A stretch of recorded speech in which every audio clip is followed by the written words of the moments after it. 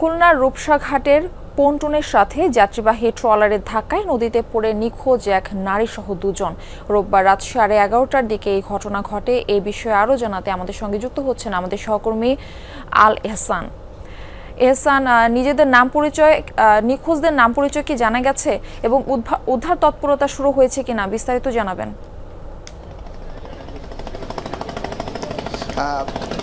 Murphy, সকাল থেকেই উদ্ধার তৎপরতা শুরু হয়েছে। এর আগে গতকাল রাতেই যখন ঘটনা ঘটেছিল তারপর থেকে নৌবাহিনী, কোস্টগার্ড,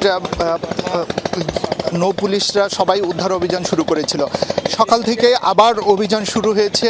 প্রচণ্ড স্রোতের কারণে উদ্ধার অভিযান ব্যাহত হচ্ছে, তারপরেও সবাই চেষ্টা করছেন। আসলে দুইজনের এক নারী এবং এক পুরুষের কথা বলা হচ্ছে। যে পুরুষের কথা বলা হচ্ছে তিনি খুলনার সন্ধানী ডায়াগনস্টিক সেন্টারের প্রশাসনিক কর্মকর্তা। তিনি পারাপারের সময় পড়ে গেছেন। আর এক নারীর কথা বলা হচ্ছে, কিন্তু তার এখনো নাম পরিচয় জানা যায়নি বা তাকে খোঁজার জন্য কেউ এখনো ঘাটে আসেনি বা কেউ এখনো মিসিং বা সে যে নিখোঁজ এরকম কোনো অভিযোগ পাওয়া যায়নি। তবে স্থানীয়রা বলছেন দুইজনের কথা। সেই হিসেবে নৌবাহিনী এবং কোস্টগার্ড তাদের ডুবুরি দল উদ্ধার অভিযান চালাচ্ছে।